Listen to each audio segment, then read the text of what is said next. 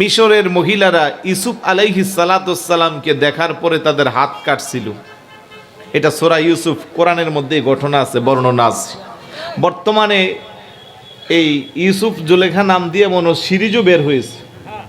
হ্যাঁ, অনেকে দেখে এগুলা, ওইখানে ফুটায় উঠাইছে ইউসুফ আলাইহিস সালাতুস সালামের কেমন সৌন্দর্য। ওনাকে যখন আজিজ মিস্রি, যিনি ওনার মনিব ছিল, মেলা থেকে ক্রয় করে আনছে, ওনার স্ত্রী নাম কি জুলেখা, দেখার পরে এমন পাগল হইছে, আর হইবে নাকি, এমন সুন্দর। এমনিতেই মিশরের মানুষ এখনো সুন্দর।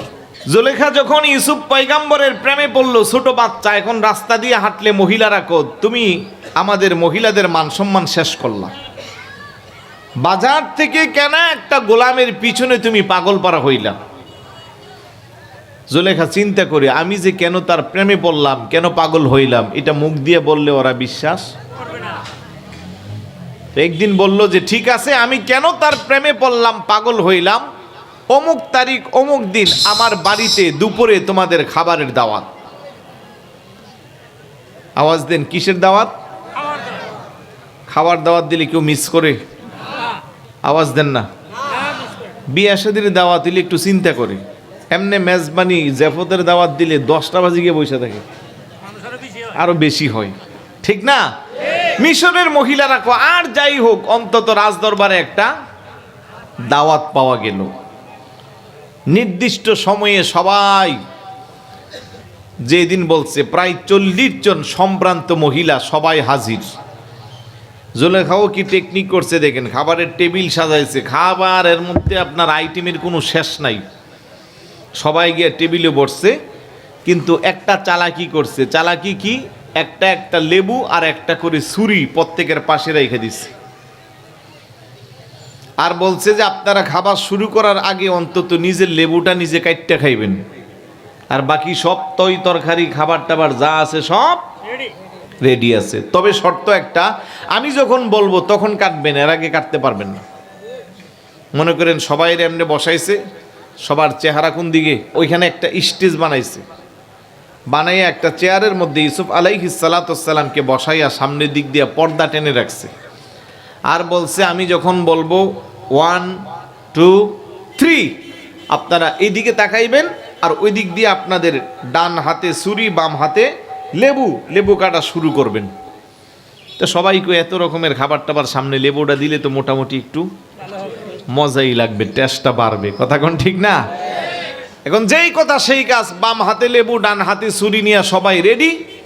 জুলেখা বলল 1 2 3 এদিকে তাকান, সবাই ওইদিকে তাকাইল। তাকানোর পরে ইউসুফ পয়গাম্বররে দেখার পরে তাদের আর কোনো হুঁশ নাই, জ্ঞান নাই, সবাই হাঁ করে তাকায় আছে। এদিক দিয়া লেবু কাটতেছে, অটোমেটিক কাটতে কাটতে লেবু কাইটিয়া আঙ্গুল অন্তত অনেকটা বেশি কেটে গেছে, লেবুর রস গিয়া লাগতেছে, তাও তাদের কোনো খবর নাই। আল্লাহ কো অকত্তআনা আইদিয়াহুন্না, অকত্তআনার তাফসীরে আসছে যে ছোটখাটো কাটা না, কাটার বেশ কম আছে না, মানে গুণা আছে, মনে করেন একটু লাগছে, এই হালকা একটু কাটছে, একটা টিস্যু দিয়ে মুড় দিলাম শেষ, আর একটা একবারে বেশি ভিতরে ঢুকছে, এটার জন্য এটিএস না নিলে আর কোনো উপায় নাই। অকত্তআনার ব্যাখ্যা আসছে যে কাঠার মতো কাটছে, ওই কাঠার ভিতরে লবণের রস পড়তেছে, তারপরও মহিলাদের খবর নাই। জুলেখা ডাক দিয়া কো, আমার সম্ভ্রান্ত মহিলারা, তোমরা যে লেবু কাটতেছো তোমাদের খবর আসেনি? তারা তাকাইয়া দেখতেছে লেবু কাইটটা লেবুর এক মাথা থেকে আরেক মাথা গেল, এখন অলরেডি হাত সহ কেটে গেল, নিচে রক্ত পড়তেছে, কোনো খোঁজখবর নাই, হাঁ করে তাকাই আছে। তোমরা কি দেখতেছো?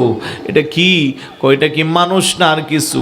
তারা বলতেছে ওকুলনা মা হাদা বাশারা ইন হাজা ইল্লা মালাকুন কারীম। তারা কয় এটা মানুষ না, এটা মানুষ না, এটা আল্লাহর পাঠানো একজন ফেরেশতা। জুলেখা কো না না না, এটা ফেরেশতা না, এটাই সেই বাজার থেকে কিনা গোলাম যার প্রেমে আমি পড়ছি।